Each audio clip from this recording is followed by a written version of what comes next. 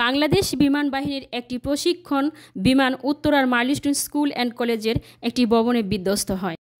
আজ বেলা 1:15টার দিকে স্কুল ভবনের বিমানটি বিধ্বস্ত হওয়ার পর বেলা 1:30টার পর থেকে দগ্ধ ব্যক্তিদের নিয়ে অ্যাম্বুলেন্স আসতে থাকে বার্ন ইনস্টিটিউটে। প্রশিক্ষণ বিমান বিধ্বস্তের ঘটনায় দগ্ধ 35 জনকে এখানে আনা হয়েছে।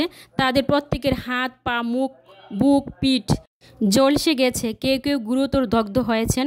এর মধ্যে ছাত্রছাত্রী ও শিক্ষক রয়েছে। বার্ন ইনস্টিটিউটে আসা দগ্ধ ব্যক্তিদের মধ্যে শিক্ষার্থীদের সংখ্যাই বেশি। তাদের অধিকাংশ 4র্থ থেকে 8ম শ্রেণীর শিক্ষার্থী। হাসপাতালে নিয়ে আসার পরপরই তাদের শ্বাসকষ্ট দেখা দেয়। জরুরি বিভাগে আনার সঙ্গে সঙ্গে কর্তব্যরত চিকিৎসকেরা চিকিৎসা সেবা শুরু করেন। পরে সেখান থেকে তাদের হাসপাতালের নিবিড় পরিচর্যা কেন্দ্র ICU, হাই ডিফেন্সি ইনস্টিটিউট ও HBU ও বিভিন্ন ওয়ার্ডে পাঠানো হয়েছে। চিকিৎসকেরা জানিয়েছে দগ্ধ অধিকাংশের 50% বেশি পুড়ে গেছে।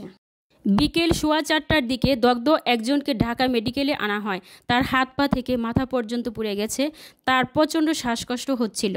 জাতীয় বার্ন ও প্লাস্টিক সার্জারি ইনস্টিটিউটের যুগ্ম পরিচালক ও সহযোগী অধ্যাপক মোহাম্মদ মারফুল ইসলাম জানিয়েছে, চিকিৎসাধীন দগ্ধদের অন্তত 10 জনের অবস্থা সংকটাপন্ন। দগ্ধদের অধিকাংশই শ্বাসনালী পুড়ে গেছে। আজ বিকেল 5টার দিকে ISPR-এর বিজ্ঞপ্তিতে নিহত ও আহত ব্যক্তিদের তালিকা দেওয়া হয়েছে। সে সময় নিহতের সংখ্যা 18 বলা হয়েছিল। পরে বিকেল 5টা 40 মিনিটে এই ISPR জানায় দুর্ঘটনায় নিহতের সংখ্যা 19-এ পৌঁছেছে। প্রশিক্ষণ বিমানের পাইলটও নিহত হয়েছেন। ISPR তথ্য জানিয়েছে, এক কুয়েত মৈত্রী হাসপাতাল আহত 8, নিহত নেই। বার্ন ইনস্টিটিউট আহত 70, নিহত 2। CMS ঢাকার আহত 14 ও নিহত 12। কুর্মিটোলা জেনারেল হাসপাতালে আহত নেই, নিহত 2। উত্তরার লুবনা জেনারেল হাসপাতাল অ্যান্ড কার্ডিয়াক সেন্টারে আহত 11 ও নিহত 2। উত্তরা আধুনিক হসপিটাল আহত 60 ও নিহত 1। উত্তরা ক্রিসেন্ট হাসপাতালে আহত 1, নিহত নেই।